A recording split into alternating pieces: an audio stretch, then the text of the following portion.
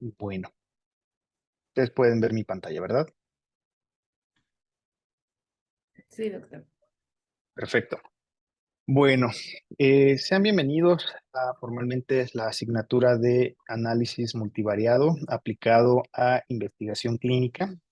Esta es una materia que se da como parte de pues, la maestría de ciencias sociomédicas en epidemiología. Estará impartido por el doctor Bello Chaboya y su servidor. Este, ¿Cuál es el objetivo que buscamos, al menos con esta clase introductoria? De manera muy general, ¿no?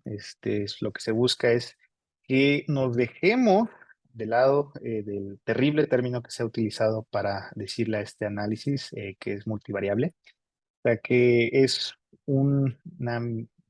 es un error frecuente que se ve cuando se enseña estadística, que cuál es la diferencia entre análisis multivariable y análisis multivariado. Eh, oh, no. Ya.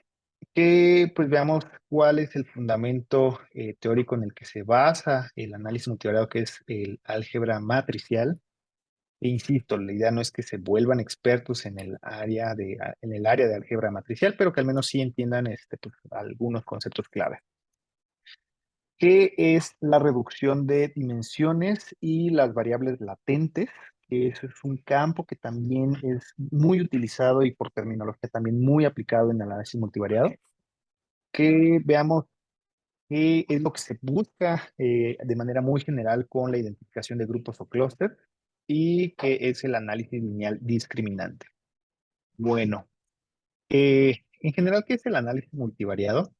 Pues ya comentamos en la introducción, pues pareciera que cuando uno escucha análisis multivariado, uno piensa en una caja negra donde uno ingresa datos y sale un output, que eso nos permitiría entender cómo se comporta un fenómeno. Bueno, a grosso modo, el análisis multivariado lo que busca es comprimir o reducir dimensiones dentro de una matriz o dentro de una base de datos, y lo podemos entender como una matriz también, ¿no?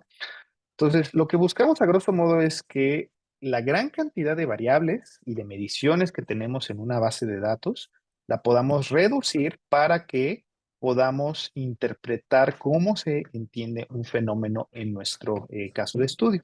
Entonces, el análisis multivariado comprende varias técnicas. O sea, al final lo que vamos a ver a lo largo de este curso son técnicas, y así como ah, pues lo es un obrero su martillo, lo que es un arquitecto su lápiz, o lo que es un médico su estetoscopio, pues dentro del análisis estadístico, el análisis multivariado, vamos a ver que existen muchas herramientas que nos permiten aplicarlas a ciertos casos de estudio, ¿no?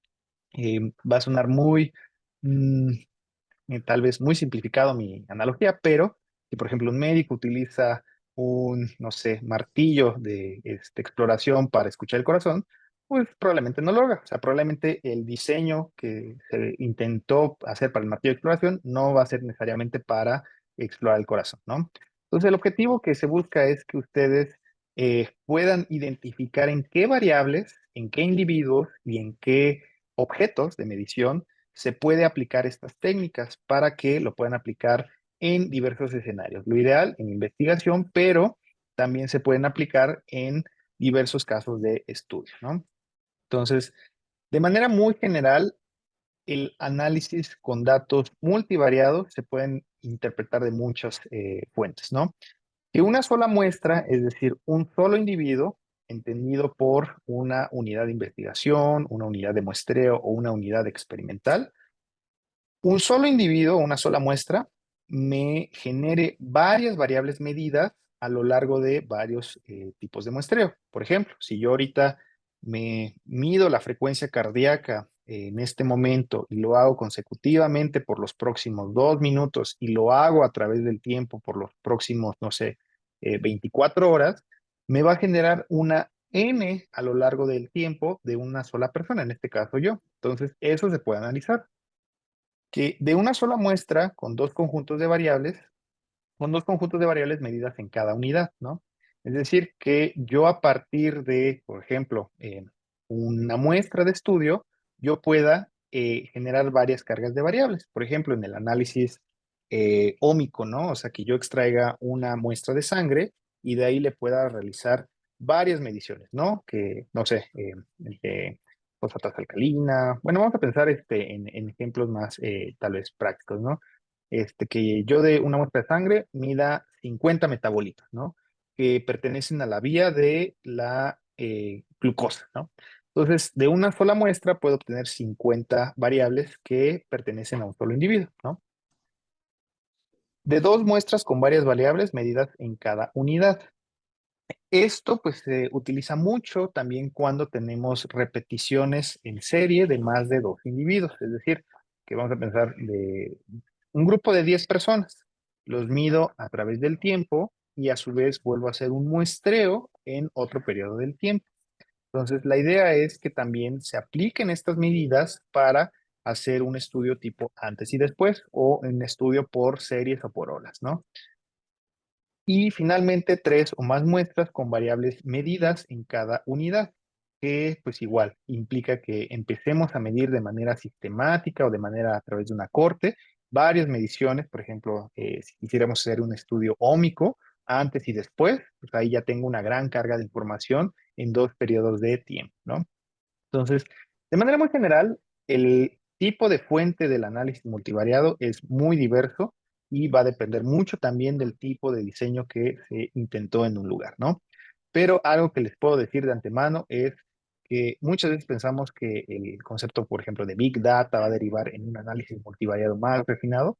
Lo más importante es tener claro el contexto y el origen de esos datos de dónde se capturaron, ¿no? Entonces, acuérdense que el estetoscopio es tan bueno como lo es un cardiólogo a el paciente, ¿no? Las técnicas que vamos a ver más adelante son tan buenas como quien las esté utilizando y aplicando. Bueno, entonces, de manera muy general, ¿qué técnicas multivariadas se van a ver en este curso? Técnicas de dependencia que en general son, perdón, aquí lo que vamos a hacer es discriminar un poco cuál es la diferencia entre el análisis multivariado y el análisis multivariable. A grosso modo, el análisis multivariable es aquel análisis en el cual yo busco aislar el efecto o aislar una cierta independencia del efecto secundaria a otras variables, ¿no? Por ejemplo, si ustedes ajustan un modelo de regresión lineal con edad, sexo, índice de masa corporal para predecir, no sé, la glucosa que va a tener un paciente, eso ya es un análisis multivariable. Finalmente, yo busco con varias variables tratar de aislar el efecto que pudiera llegar a tener, por ejemplo, la edad, o en este caso el sexo, o si me interesa el IMC, ¿no? Entonces, el término de análisis multivariable, si se dan cuenta, lo pueden aplicar ya para los análisis que han hecho de manera convencional, para modelos de regresión lineal, modelos de regresión logística. Entonces, el término correcto para cuando yo quiero ajustar por ciertas covariables, ¿no? Que a veces pensamos que son covariables de confusión, pues es un análisis multivariable. Mientras que las técnicas de interdependencias son aquellas en las cuales yo busco que todas mis variables, a su vez, me traten de explicar un fenómeno dado, ¿no? Entonces, yo lo que busco es tratar de que mis 50 variables o mis 50 mediciones o mis 50 variables a lo largo de 50 mediciones me hablen todas a su vez de cómo se comporta el fenómeno en general, ¿ok? Entonces, de manera muy general, lo que se busca es que todo este conjunto de variables que se tiene en un dataset me explique cómo se está comportando un fenómeno, ¿no? Y para ello, nos recaemos en tres principales técnicas. La reducción en el número de variables o la reducción en el número de dimensiones, entiéndase una variable como una dimensión, en la cual yo busco que todas las variables que yo junté en mi dataset, vamos a empezar 50 variables, yo la pueda reducir a dos o tres dimensiones, ¿ok? Entonces, lo que busco con estas técnicas de reducción de dimensiones o de reducción en el número de variables es que yo pueda manejar o manipular esas dimensiones nuevas o esas nuevas variables que se extraen de esas 50 variables en un fenómeno o que me hablen más bien de un fenómeno de estudio, ¿no? Y de manera muy general, el análisis de componentes principales, que es una de las técnicas más utilizadas para reducir dimensiones, me va a decir cómo es que se pudiera llegar a comportar un fenómeno dado. Hay otros análisis como el análisis de correspondencias o el análisis factorial que también son útiles cuando pues, yo quiero ver cómo se reducen mis variables, o sea, de pasar de 50 o 100 variables o 150 variables, cómo se pueden reducir a dos variables o a tres variables y que eso me hable de mi fenómeno de estudio, ¿no? El otro método que habitualmente se utiliza en el análisis multivariado es la clasificación no supervisada, ¿no? Y aquí es donde entramos un poco en el territorio de los clústeres. Lo que se busca con la clasificación no supervisada es que ya que utilicé un método de reducción de dimensiones, yo pueda ver patrones, ¿no? Patrones de esos datos y ver si ciertos, ciertas variables o ciertos pacientes se agrupan de forma definida y con ciertas reglas específicas que vamos a ver más adelante dentro de ciertos grupos que yo puedo identificar de manera muy general, ¿no? Se llama no supervisado porque yo a priori, o yo antes de hacer el análisis, no sé cuántos grupos voy a esperar. Puedo esperar dos, puedo esperar tres, cuatro, cinco, puedo esperar hasta N cantidad de grupos, ¿no? Vamos a ver también más adelante cómo definir el número de clústeres apropiados, pero de manera muy general, yo no sé a priori cuántos grupos espero encontrar, ¿no? Y están las técnicas de clasificación supervisada, que ahí sí yo espero encontrar a través igual de un método de reducción de dimensiones, y ya sabiendo que se comportan de cierta manera mis datos en forma de cuatro o cinco grupos, que yo pueda decir a partir de qué variables puedo yo predecir la pertenencia a un clúster o a un grupo definido, ¿no? Entonces, esto se busca utilizar, antes que se me olvide, la clasificación no supervisada. Los métodos más utilizados son el escalamiento métrico y no métrico, aquí hay un error, y el análisis de conglomerados, ¿no? Que es el análisis de clustering por ejemplo, el método de K-medias, ¿no? Que es uno de los métodos más utilizados. Y la clasificación supervisada, pues se puede hacer mediante el análisis de discriminante lineal, cuadrático o alguna función de discriminante de Fisher, ¿no? Que igual son técnicas que vamos a ver más adelante y que se utilizan mucho para tratar de identificar grupos de pertenencia. Bueno, entonces, de manera muy general, ¿qué es una matriz y qué es un vector? Bueno, yo creo que en este punto dicen, bueno, si ya voy a ver álgebra matricial, creo que ya me voy a mentalizar a los números, ¿no? De manera muy general y que también busco que entiendan el concepto, un vector se puede interpretar desde un punto de vista de una base de datos como una variable, ¿no? Entiéndanlo como una variable que me habla de una cierta cantidad de mediciones, ¿no? Donde yo tengo una medición X que va de una dimensión J, o sea, que va del uno hasta pues la n que yo tenga, o sea, la medición uno 2 hasta la J, hasta la pésima medición, dentro de pues una misma medición, ¿no? Por ejemplo, la glucosa del individuo uno, la glucosa del individuo 2, la glucosa del individuo 3 y así hasta la glucosa de mi pésimo individuo, ¿no? Eso finalmente yo le puedo decir mi variable o mi dimensión o perdón, mi vector de la glucosa, ¿no? Y esto, pues yo lo puedo tratar como un vector que pues apunta hacia, dentro de una dimensión, hacia un espacio, ¿no? Lo vamos a ver adelante con un ejemplo, pero finalmente un vector es esto, una medición que tiene ciertos atributos específicos. Y como se podrán dar cuenta, si yo empiezo a juntar varias mediciones, por ejemplo, este es el vector de la glucosa, es el vector de los triglicéridos. Este es el vector de, vamos a pensar, el colesterol total. Entonces, si yo empiezo a juntar mis sujetos y yo tengo varias mediciones de esos sujetos, perdón, yo tengo mi sujeto y le mido varias cosas y a su vez tengo n cantidad de sujetos, pues eso yo lo puedo compilar dentro de una matriz, ¿no? Entonces, la matriz es un conjunto de vectores. Entonces, si se dan cuenta, han utilizado vectores y matrices lo más seguro en sus análisis de estadística básica intermedia, pero aquí en estadística, perdón, en análisis multivariado, este, lo que se busca es que se manejen estos dos conceptos como básicos dentro de la interpretación de los métodos que vamos a ver más adelante. Entonces, si yo quisiera representar pues un vector y una matriz, pues lo pudiera hacer de la siguiente manera, ¿no? Déjenme ver si lo puedo detener. Ah, ya, no lo puedo detener. Bueno, si se dan cuenta, esto pudiera ser interpretado como una matriz, ¿no? Una matriz de 2 por 2, dos filas por dos columnas. Y esto también se puede interpretar como un vector o como una matriz de 2 por uno, ¿no? Dos vectores, perdón, dos filas por una columna, ¿no? Entonces, esto representa visualmente la multiplicación de una matriz.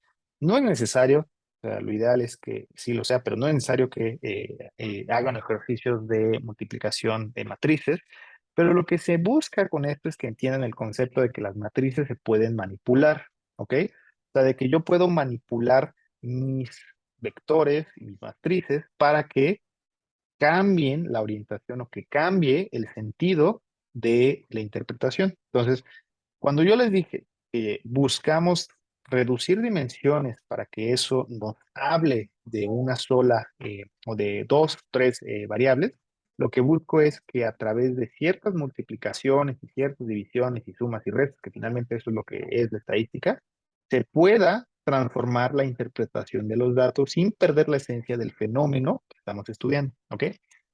Entonces, de manera muy general, lo que se busca como primer paso para poder lanzarse a hacer un análisis, como análisis de componentes principales o análisis de clustering, es tener una inspección visual de los datos, ¿ok?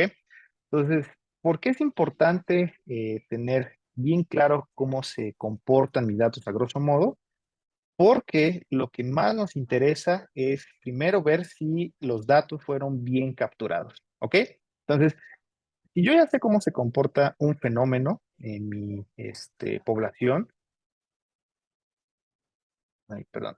Si yo ya sé cómo se comporta un fenómeno dentro de mi población, lo primero que tengo que hacer es ver si dentro de mi dato o dentro de mi base de datos se está comportando de una manera esperable. Es decir, que si alguien comentó algo, bueno. Entonces, lo que se busca con una inspección de los datos como primer preámbulo del análisis multivariado es que los rangos de mis variables se estén comportando de acuerdo a lo que yo espero, ¿no? O sea, por ejemplo, si la glucosa, ¿no? Yo capturé una glucosa, ¿no?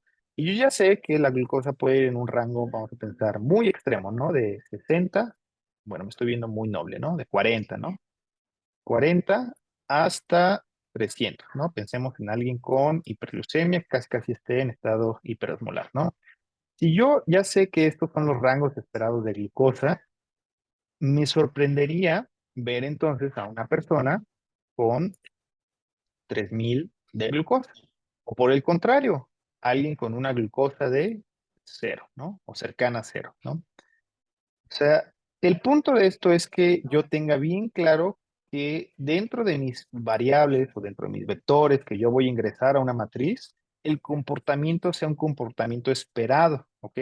Entonces, ayuda mucho a hacer una visualización de los máximos y mínimos de cada variable, pero sobre todo saber que esa variable se comporta de acuerdo a lo esperado. Y esto puede ser muy básico, o sea, pensar que el ejemplo de la glucosa pues, no pasa, pero ¿qué pasa cuando yo estoy analizando un metabolito? Vamos a pensar en alanina, 2,3 piruvato, ¿no? Y que esto tiene una medición de 0 a, no sé, vamos a pensar 10, ¿no? Tal vez alguien que no sea experto en el tema va a decir, pues si yo encuentro un 50, pues pudiera ser un valor esperable. O sea, alguien que diga, pues no sé qué es la alanina piruvato, no sé qué, pudiera pensar que el 50 es una medición realmente observable o esperable en mi variable. Pero, o sea, ¿qué tal si este 50 en realidad no sería un 5, ¿no? Entonces, lo más importante es que ustedes inspeccionen sus datos, inspeccionen sus variables, inspeccionen su base en general antes de poder realizar cualquier técnica multivariada. Y lo siguiente, y que a veces se nos pasa muy por de rellano, hacer un análisis descriptivo y un análisis descriptivo enfocado a utilizar métricas, perdón, métodos multivariados para visualizar estos datos, ¿no? Que básicamente es evaluar cómo se comportan de manera muy general mis datos y si eso tiene un comportamiento realmente esperable, ¿no? O sea, lo primero es una inspección visual con técnicas que ya conocen de manera muy general, con máximos, mínimos, promedios, desviaciones estándares, etcétera. Y lo siguiente es hacer un análisis descriptivo multivariado, que se puede utilizar con gráficas como esta, como por ejemplo la gráfica de Andrews, o la curva de Andrews, perdón. La curva de Andrews es una técnica multivariada para analizar cómo se comportan las distribuciones de mis variables, ¿no? Esta es una base de datos muy famosa en R que se llama IRIS. Y bueno, para los que no estén tan familiarizados con esta base, la base de IRIS tiene 150 mediciones sí, tiene 150 mediciones de una planta que se denomina setosa, 150 mediciones de una planta que se llama versicolor y 150 mediciones de una planta que se llama virgínica, ¿no? Y entonces, lo que busco evaluar es que el comportamiento de mis datos pues sea relativamente esperado para ese grupo de estudio. Por ejemplo, aquí pueden ver bien claro que la flor virgínica pues se comporta como el resto de las flores virgínicas, ¿no? Y que probablemente se comporte como el resto de las flores versicolor. Pero ¿qué pasa con la flor setosa? Pues aquí ya hay una cierta discrepancia, ¿no? Al menos con el parámetro que se está hablando. Me parece que este es la longitud del sépalo, ¿no?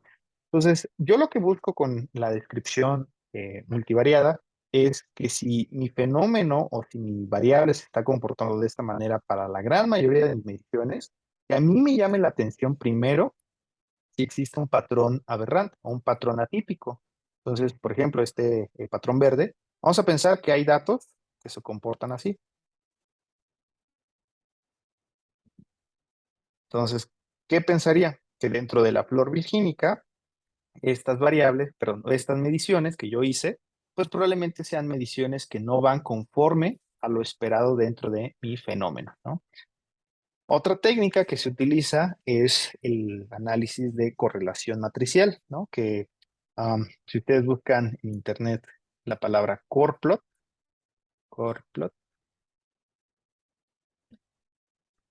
pueden interpretar y leer un poco mejor esta gráfica. Pero lo que a grosso modo nos muestra esta gráfica es que a lo largo de una serie de variables, por ejemplo, edad, glucosa, ácido úrico, insulina, HOMA, peso, talla, IMC, cintura, grasa, presión arterial sistólica, diastólica, evidentemente hay que tener un manejo de qué es cada variable. Aquí pues ya, pues para el caso de esto ya me las sé de memoria, pero, por ejemplo, la hemoglobina glicosilada, el colesterol, el HDL, el LDL, pues yo veo el grado de correlación medido por el coeficiente de correlación de Pearson que tienen entre las diversas variables que hay en esta base de datos. Y si se dan cuenta, yo ya puedo identificar ciertos patrones. O sea, como para ver si realmente es esperable, por ejemplo, dentro de este grupo que pues, nos dice que hay una correlación positiva y relativamente fuerte, que yo pueda esperar que el IMC realmente se correlacione con el peso. Va a sonar muy obvio tal vez para alguien que está familiarizado con el área médica, que el IMC se correlacione con el peso, o que por ejemplo la cintura se correlacione con la talla, o que por ejemplo aquí la glucosa se correlacione con la insulina.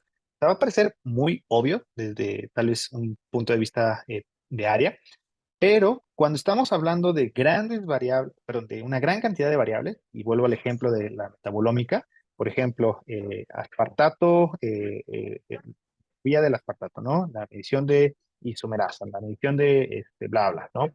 Sea, yo probablemente no sepa cuál es el comportamiento habitual de esos datos. O sea, probablemente diga, pues probablemente como pertenecen a la vía de la, no sé, de la glucosa o de los metabolismo de lípidos, pues probablemente haya una cierta correlación. Lo esperable es encontrar esa correlación. Sin embargo, si no la hay, pues ahí es donde pues, nos tiene que dar esa alarma, ¿no? De primera instancia. Que primero nos estemos teniendo certeza de que los datos que yo junté se comportan de acuerdo a como el fenómeno en general que estamos estudiando, ¿no? sea, que por ejemplo la presión arterial correlaciona hasta cierto punto, por ejemplo, con las cifras de pues, presión diastólica o de hemoglobina glicosilada, ¿no? Entonces, en este aspecto, yo lo que me tengo que hacer como preguntas antes de hacer pues cualquier técnica de análisis multivariado es, número uno, ¿se puede resumir la información que yo tengo de una base de datos utilizando una menor cantidad de variables? Es decir, tratar de que en lugar de tener 100 variables, yo pueda tratar de hablar de únicamente dos o tres variables. Y si conforme a estas variables o esta reducción de dimensiones yo pueda crear índices, que lo vamos a ver más adelante qué es, que me permita explicar cómo se comporta un fenómeno dado. Entonces, si ese es el caso, entonces la técnica que yo voy a utilizar es un análisis de componentes principales o un análisis factorial o un análisis de clases latentes, ¿no? Si dentro de mi interés se encuentra distinguir grupos en una masa de una población. Por ejemplo, si dentro de los pacientes con diabetes, ¿no? Eh, yo puedo pensar que existen tres o cuatro o cinco grupos que tengan características heterogéneas. Entonces yo puedo pasar entonces a hacer un análisis de clustering, ¿no? Si yo pienso que dentro de estos grupos que ya identifiqué previamente, vamos a pensar un grupo A, B o C, existe una variable o ciertas variables que me permitan asignar una pertenencia o asignarle una clasificación a un grupo. Vamos a pensar que yo tengo el grupo A, ¿no? Y el grupo A es un grupo que se caracteriza por tener un alto riesgo cardiovascular, con una alta probabilidad de enlaces metabólicos y todo el show. Si con el puro, no sé, pensemos, con la pura glucosa o con la pura medición de colesterol no HDL, ¿no? Yo puedo entonces saber si estas mediciones me permiten asignarle a una categoría ya preestablecida una probabilidad de pertenecer a este grupo, o si no, qué tan probable es que pertenezca al grupo B, o qué tan probable es que pertenezcan a un grupo C. Entonces, eso es lo que se busca de manera muy general que aprendamos en este curso, ¿no? Que ustedes tengan estas herramientas para, ya sea que quieran reducir sus variables a dos o tres variables que me permitan explicar a grosso modo el fenómeno, que yo pueda identificar grupos dentro de mi población o que yo pueda utilizar variables sencillas de obtener o sencillas de medir para asignar grupos específicos, ¿no? Bueno, en general, ¿qué técnicas se utilizan de manera muy general para el análisis de los componentes principales, que es el primer punto que vamos a ver en este curso? Pues de manera muy inicial, lo ideal es que dominemos estas técnicas que nos permiten evaluar una correlación entre estas variables. De manera muy general, para que podamos ejecutar un análisis de componentes principales, se busca primero que estas variables estén correlacionadas.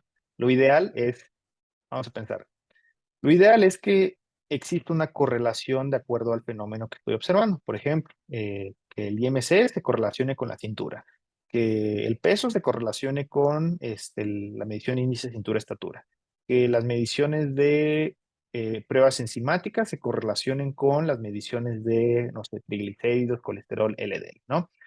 Entonces, ¿cómo puedo evaluar primero esas correlaciones dentro del análisis de componentes principales? Pues a través del tipo de variables. Si yo tengo variables cuantitativas, como el caso, por ejemplo, de la edad, el colesterol, la glucosa, el colesterol no HDL, etcétera, lo ideal es hacer una matriz de matriz de correlación basada en el coeficiente de correlación de Pearson o Spearman, que vamos a ver más adelante cómo se hace. Si yo tengo variables tipo Likert, por ejemplo, preguntas de malo, bueno, como estas preguntas que hacen cuando evalúan la calidad, ¿no? Tu experiencia del 0 al 5, ¿cómo fue su evaluación, ¿no? Del bueno, malo, muy malo, ¿cómo fue su experiencia? Esas son variables de tipo Likert que yo pueda correlacionarlas mediante una correlación policórica. Si yo tengo variables cualitativas, por ejemplo, si no, o variables tipo 1, por ejemplo, la clasificación NIJA, 1, 2, 3 y 4, es que yo pueda hacer una correlación de estas variables con una correlación tetracórica, y hay un typo. Y que lo que se busca es que si mi fenómeno que yo estoy intentando descubrir o intentando explorar tiene una correlación entre sí misma, yo encuentre correlaciones altas, ¿no? Hablamos de una correlación alta cuando pues, un coeficiente de correlación de Pearson es mayor a 6 o 0,6, ¿no? Entonces, si yo encuentro una correlación alta entre mis variables que yo estoy estudiando y que probablemente en un modelo de regresión lineal esto me representa una multicolinearidad, pues probablemente una técnica de análisis de componentes principales pueda ayudarme a dilucionar un efecto que estoy explorando, ¿no? Entonces, de manera muy general, yo lo que busco es que cada una de estas dimensiones reducidas que extraiga del componente principal puede interpretarlo de acuerdo al peso de cada variable, que lo vamos a ver más adelante qué es lo que significa, pero que yo pueda maximizar la cantidad de información que pueda extraer de mis variables, ¿no? En lugar de tener 50 variables, ahora tengo dos, eh, vamos a pensar dos vectores o dos índices que me hablen de cómo se comporta, grosso modo, el 80% de mi fenómeno de estudio. Entonces es más factible que yo interprete dos variables que me hablan del 80% de la varianza de mi fenómeno a que yo analice 50 variables y que probablemente no me hablen de manera individual de cómo se comporta mi fenómeno en general, ¿no? Entonces, vamos a ver más adelante que esto tiene un nombre, que es el famosísimo eigenvector. O sea, las nuevas variables, creo, de la reducción de dimensiones se llaman eigenvectores. Pues vamos a ver más adelante cómo analizarlo. Ahora, los eigenvectores nos ¿Cómo se pueden puede revelar. determinar el peso de cada variable? Ah, esa es una muy buena pregunta. En general, el peso de cada variable está determinado por la varianza que contribuye a mi fenómeno en general. Por ejemplo, si yo tengo tres dimensiones, ¿no? Y estas tres dimensiones me hablan de cómo se comporta el 70% de mis datos, yo puedo saber cómo se compone cada una de mis eigenvectores. Vamos a pensar, el eigenvector uno está compuesto de glucosa, de colesterol HDL, de insulina, ¿no? Y otras variables, ¿no? Como unas 50 más. Pero hay formas a través de la descomposición de cada índice que yo pueda determinar, mi primer eigenvector lo está determinando principalmente la carga que tiene la glucosa, el HDL y la insulina. Entonces, esa carga que tiene cada eigenvector, así lo puede buscar uno como término general, esa carga me ayuda a darle esta interpretación. O sea, el eigenvector uno me habla de la carga de la glucosa, HDL e insulina. Por ende, probablemente le pueda atribuir que todo ese fenómeno se explique a estas variables, ¿no? Entonces, Entiendo. la carga es lo que nos da el peso a cada variable. Y como vamos a ver más adelante, todos los eigenvectores pues, van a estar cargados de otras variables. Y normalmente no son las mismas variables en cada eigenvector. Por ejemplo, el eigenvector número 2 ahora me lo está explicando la tensión arterial sistólica, vamos a pensar la tensión arterial diastólica y vamos a pensar las mediciones um, de presión arterial central, ¿no? Entonces, este eigenvector, como tiene la mayor carga concentrada en la glucosa, HDL e insulina, probablemente me hable de las vías metabólicas relacionadas a la glucosa. Y el eigenvector número 2 probablemente me hable de todos los fenómenos vasculares que conlleva pues el fenómeno que estoy estudiando, ¿no? Y así es como le vamos a dar una interpretación más adelante, ¿no? Bueno, no sé si con eso resolví la duda. No, sí, está bien. Sí, gracias. Bueno, ahora ya que reducí mis dimensiones, por ejemplo, en dos, este es un biplot, pero ya que reducí en dos dimensiones cierto número de variables, vamos a pensar aquí, yo tuve ocho variables, perdón, yo tuve varias mediciones de la calidad de la leche, ¿no? Vamos a pensar que yo medí textura, color, consistencia, cantidad de lactosa, yo medí 50 variables de la leche, ¿no? Aunque no lo crean, se pueden medir muchas cosas en medicina. Y que estas 50 variables yo las reduje en dos dimensiones. Que la primera dimensión me hable de el 40% del fenómeno y que la segunda dimensión me hable de el 30% del fenómeno y que en general estas dos dimensiones me están hablando de cómo se comporta el 70% de la varianza de mi fenómeno que estoy evaluando. Y si yo grafico mis dimensiones y de cada una de las mediciones y puntos que obtuve, yo puedo identificar cómo es que se pueden agrupar ciertos grupos, ¿no? Entonces, aquí es muy evidente, ¿no? O sea, aquí tengo un grupo, aquí tengo otro, ¿no? Otro, ¿no? Pero que si yo probablemente lo hubiese analizado con cada una de las variables de manera individual, probablemente no lo hubiese podido dilucionar, ¿no? Ahora ya sé que probablemente este grupo, que bueno, lo utilizamos como el grupo 0,8 de la leche, pues probablemente sea un grupo, vamos a pensar que el primer eigenvector me habla de la acidez, ¿no? Que la carga está dada por la acidez y vamos a pensar lo agrio, ¿no? O sea, que están correlacionados y estoy tal vez diciendo cosas al azar, ¿no? Pero finalmente es un ejemplo. Que el primer eigenvector me hable de que la carga está dada por la acidez y la carga de agridez o qué tan agrio está la leche, ¿no? Y el componente principal 2 que insisto, no son las mismas cargas en cada componente, esté dado principalmente por la textura. ¿Qué más se le puede medir a la leche? A ver, échense a debrayar. Vamos a ver la textura. ¿Qué más se le puede medir a la leche? Imagínense. La Textura, cantidad de grasa. grasa, Proteínas. muy bien, la proteína, ¿no?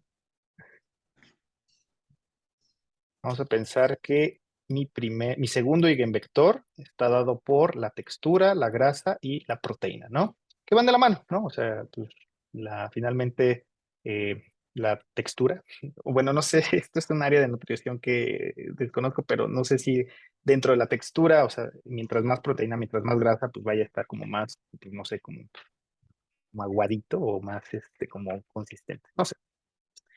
Pero bueno, el punto es que vamos a pensar que el primer eigenvector me habla de la acidez y la agrura, y el segundo eigenvector me habla de la textura, la grasa y la proteína. Entonces, este clúster o este grupo de mediciones que yo estoy identificando probablemente sean mediciones de una leche que sea ácida, agria, pero que también tenga una alta cantidad de grasas, proteínas y que por ende sea pues muy pesada o muy espesa, ¿no? Entonces, vamos a pensar que esta es una leche echada a perder, ¿no? Como una leche 40 echada a perder, pensando que está muy agria y muy ácida, ¿no? Entonces, vámonos al otro lado. Yo tengo el grupo de, pues, mediciones que tienen una alta textura, una alta grasa y una alta carga de proteínas, pero tiene una baja acidez, una baja carga de agridez. Entonces, ¿qué pensarían de este grupo de leche? Pensar que es el grupo de leche rancia, ¿no? Mm. Entonces, el grupo de la leche, no sé, una leche pues con alta carga de proteína, ¿no?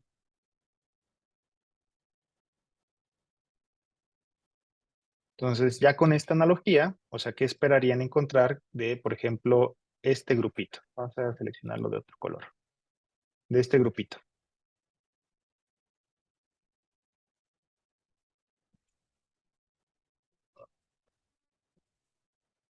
Y del lado derecho es más acidez y más agrura, y del lado izquierdo es menos acidez, más agrura, y menos agrura, ¿qué esperarían de este grupito?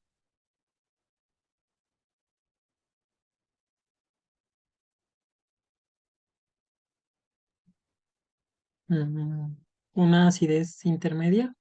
Ajá. ¿Qué más? ¿Qué más? Pepe, ¿no?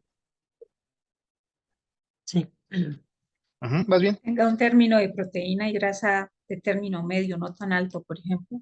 Exacto, ¿no? Entonces, pues uno podría pensar que esta es la leche que se midió, vamos a pensar, no sé, digan un grupo de leche que tenga estas características, leche al pura, no sé, leche de la Conasupo, no, no sé, digo, al final es un ejemplo de leche, ¿no? Pero entonces, pues yo ya puedo asignarles una característica, ¿no? Y en lugar de que yo tenga pues 50 variables que me hablen de las características de la leche, pues yo ya puedo analizarlos por subgrupitos, ¿no? Pero esto como para que entiendan de qué sirve el análisis de componentes principales, ¿no? Entonces, si ya Pepe nos dijo de la leche con un término intermedio y una baja cantidad de grasa y proteínas, ¿qué esperaría uno encontrar de este grupo?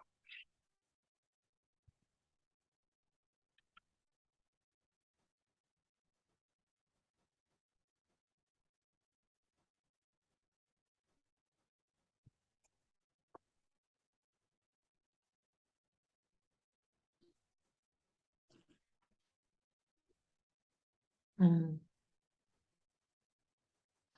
Pues igual, ¿no? Como una acidez media, pero alta textura y grasa y proteína. Exacto, ¿no? No sé, ¿qué tipo de leche cumple esos requisitos, Dani? No sé. Como una, pues no sé, pues proteína o leche estas como de gimnasio, así como leche para aumentar masa muscular. No sé, al final lo que entiendo, lo que quiero que entiendan también es que pues uno puede realizar la técnica apropiada y que se pueda visualizar de una manera también muy elegante, pero como pueden ver por mi parte ignorancia en el área de las leches, eh, y uno no sabe darle esa interpretación o una interpretación basada en el fenómeno biológico que uno está buscando, por más mediciones que haga, por más técnicas fancies que pudieran llegar a ser, la interpretación puede que no sea la apropiada, ¿no? Entonces, ¿qué tal si creo que, por ejemplo, Fabio, Stana, ¿no? Me digan, es que no existe el término de leche rancia, ¿no? O que pues la leche rancia, pues no es estas características, ¿no? Entonces ahí es donde viene la expertise de área. O sea, la idea es que con su expertise de área puedan aplicar estas técnicas a su caso de estudio. Bueno, en sí, el PSA o el análisis de componentes principales, lo que busca en general es que yo tenga una reducción de dimensiones de lo que, de las principales dimensiones que más me expliqué en mi variable. Aquí les puse el ejemplo de 2 dimensiones, pero puede ser de 3 dimensiones. La dimensión uno, la dimensión 2 y la dimensión 3, ¿no? Y que esto yo lo pueda visualizar en un espacio bidimensional, como el que vimos anteriormente. Este gráfico, que es el biplot, me permite identificar grupos dentro de una gran cantidad de mediciones que yo estoy evaluando. Entonces, si este es mi grupo del clúster 1, el clúster 2, el clúster 3, el clúster 4, solamente lo puedo visualizar, o lo más probable es que solo lo pueda haber encontrado a través de un análisis de componentes principales que redujo mis dimensiones de variables. Entonces, lo que se busca de manera muy general con el análisis de componentes principales es reducir el número de variables, ¿ok? O sea, de pasar de 50 a 100, 200 variables que están altamente correlacionadas entre sí, yo pueda explicar mi fenómeno con 2 o 3 dimensiones.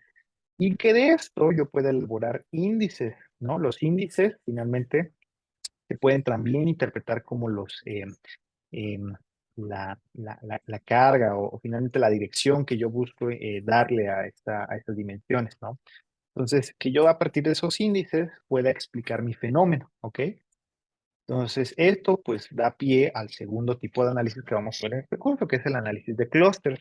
El análisis de clúster lo que buscamos es a partir de esta reducción de dimensiones podamos encontrar conglomerados ocultos o conglomerados latentes o subyacentes a un fenómeno dado, ¿no? Entonces aquí ya es más evidente que tengo 2 grupos bien definidos, bien categorizados y bien agrupados y que esto yo pueda entonces asignarle ciertas características. Así como yo me inventé ahorita el término de leche rancia, leche, que dijimos que era la leche con azúcar, leche al pura, no sé. Así como yo me inventé el término de leche de alta proteína o leche para generar masa muscular, pues yo pueda, a partir de estos conglomerados, identificar características propias de esa patología o dentro de esa patología, características subyacentes, ¿no? Entonces, ¿qué tal si este grupo, ya cuando lo agrupo a partir, no sé, de la glucosa, triglicéridos, de colesterol, etc., este grupo tiene un alto riesgo de, o vamos a pensar, un alto score coronario, ¿no? Vamos a pensar que este grupo, ya al momento de regresar los grupos de pertenencia a la base original, me resulta que tiene un alto score coronario.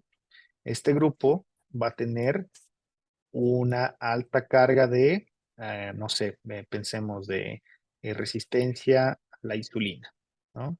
Que este grupo también tenga pues una baja carga de aterosclerosis, ¿no?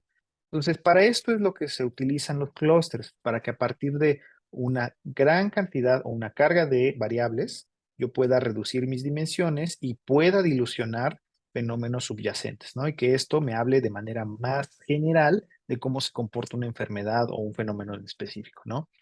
Entonces, estos grupos homogéneos bien definidos son lo que denominamos clústeres. Y hay varios tipos.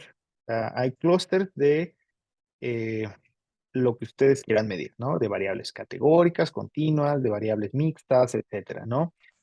Y hay muchos métodos para hacer clustering. Entonces, ¿qué es lo que buscamos con en sí determinar con un clúster? Que si se acuerdan dentro de este rubro, bueno, vamos a ponerlo con esto. El puntito que estoy evaluando aquí es más cercano a este puntito, a este puntito, a este puntito. Entonces, probablemente estos 4 puntitos se agrupen más que este puntito, este puntito, este puntito, este puntito. Pues yo lo que busco, aparte de reducir las dimensiones, es sacar la distancia que existe, puede ser de un punto a otro, de un punto a todos, y que yo determine la distancia que hay entre el punto, vamos a poner A al punto B, como es menor esta distancia, yo puedo determinar una cierta pertenencia, mientras que si la distancia es mayor, pues yo puedo decir que estos están más alejados, ¿no? Entonces, el análisis de clustering se basa a través de la idea de sacar distancias, qué tan parecido o qué tanto me acerco, qué tan parecido estoy, de acuerdo a un vecino que tiene una distancia menor que, por ejemplo, la distancia de otro vecino que probablemente tenga características diferentes, pero que eso se puede interpretar como una distancia, ¿ok? Entonces yo la distancia la puedo medir entre individuos, es decir, entre puntitos, como lo vi aquí, o sea, entre este punto y este punto, entre grupos, como este es el caso. Este es un dendrograma para análisis de clustering de datos categóricos, pero que, por ejemplo, yo puedo determinar la altura, que se puede traducir también en una distancia, que este grupo tiene una distancia más alta que de este grupo, y esta, a su vez, este grupo tiene una distancia más grande que este y este, ¿no? Y entonces yo puedo partir mi pastel a partir de estos grupos. Yo puedo decir que este es el grupo 1, el grupo 2, el grupo 3, el grupo 4. Y alguien me podría decir, no, yo veo 5 clústeres. Y tú dices, ¿dónde está el quinto clúster? Pues qué tal si la distancia yo la determino a partir de acá. Entonces, yo paso mi regla de decisión a partir del grupo 1, del grupo 2, del grupo 3, del grupo 4, del grupo 5. Me equivoqué, aquí eran 6, del grupo 6, ¿no? Entonces, este es un análisis evidentemente no supervisado que puede determinarse a través de una distancia entre grupos o finalmente un número de clústeres, o sea, la distancia entre clústeres. ¿Qué tan diferente es el clúster que encontré en mi base 1 con respecto al clúster que encontré en la distancia de mi clúster de una base 2, ¿no? Pues como vamos a verlo más adelante, hay muchas formas de sacar clustering. La idea es que ustedes sepan en qué momento aplicarla y cómo pueden visualizarla y tomar la mejor decisión para sacar clusterings. Y ya que tengo mis clústeres bien definidos, bien agrupados y un montoncito de personas o de grupos que se parecen, pues yo lo que pudiera preguntarme después, ¿hay alguna forma de asignar una pertenencia a un clúster? Entonces, de manera muy general, yo me pregunto cuáles son las variables que permiten discriminar o predecir, que es un término que se utiliza mucho en estadística, mejor el valor de Y, es decir, la que más influye dentro de el grupo de pertenencia. Entonces, esto también puede ser contestado mediante un análisis de regresión general, pero la idea también es que lo podamos contestar con este análisis multivariado. Y dentro de un nuevo individuo, vamos a pensar que yo ya tengo mis clústeres, yo ya sé que existen 5 grupos de diabetes, ¿no? Ya sé que existe el grupo de asociado a la resistencia a la insulina, la deficiencia de la insulina, al de la obesidad, al de la edad, ¿no? Y ya está bien estudiado, replicado y pareciera que es un fenómeno consistente. Llega paciente a mi estudio o a mi consulta. Existen variables, vamos a poner X1, X2, X3, que tenga este paciente que llegó a mi nuevo estudio, a mi nueva consulta, y que yo pueda decir, dadas las características que yo tengo de este paciente, pertenece al clúster 1 o pertenece al clúster 2 o pertenece al clúster 3. Yo puedo cuantificar la probabilidad de pertenencia y basada en estas características yo puedo decir, lo más probable es que, bueno, lo más probable vamos a pensar en un 80% de similitud con el clúster 1, un 10% de similitud con el clúster 2 y un 5% de similitud con el clúster 3. El restante pueden ser el resto de los clústeres, ¿no? Vamos a pensar, entonces, como tiene una alta probabilidad de pertenecer al clúster 1, pues entonces ese paciente ahora puedo amontonarlo dentro de esta categoría y yo ya sé que este clúster probablemente se comporte de una manera, probablemente tenga un comportamiento ya estudiado y que eso me permita generar decisiones en lo posterior, ¿no? Bueno, en general, ya para acabar esta clase, y ya sé que probablemente los mareé con algunas cosas, lo que buscamos es que genere reglas de decisiones, ¿ok? Entonces, las reglas de decisión yo la voy a determinar, ¿ok? O sea, yo soy el creador de mi regla de decisión para determinar la asignación a cierto grupo. Entonces, ¿dónde recae como la parte activa, ¿no? La parte cruda, ¿no? Que yo sepa discriminar o que yo sepa determinar cuáles son las mejores reglas de pertenencia a cada uno de los clústeres. Entonces, lo que habitualmente se hace cuando no se tiene idea de cuántos grupos puedo llegar a tener en mi población es primero hacer un análisis de conglomerados para definir mi grupo. Y después yo voy a hacer un análisis de discriminación para ver si yo puedo categorizar o recuperar esos grupos, para ver si yo puedo otra vez clasificarlos a partir de ciertas características. Entonces, de manera muy general, ya que hago un análisis de componentes principales y yo ya sé que estos grupos se comportan de cierta manera, lo que buscamos con el análisis de discriminantes es que yo a partir de ciertas características pueda asignar una regla de decisión para ver si yo pertenezco al grupo 1 o al grupo 2. Pues de manera muy general, eso es lo que se busca que aprendamos en este curso. Entonces, vamos a ver a lo largo de estos diapositivas cuáles son los conceptos básicos detrás de muchos de los análisis multivariados, pero también regresar a retomar algunos análisis que se ven, por ejemplo, en estadística básica intermedia. Por ejemplo, modelos de regresión generalizada, modelos de supervivencia, etcétera, ¿no? Entonces, dejo de compartir y dejo de grabar.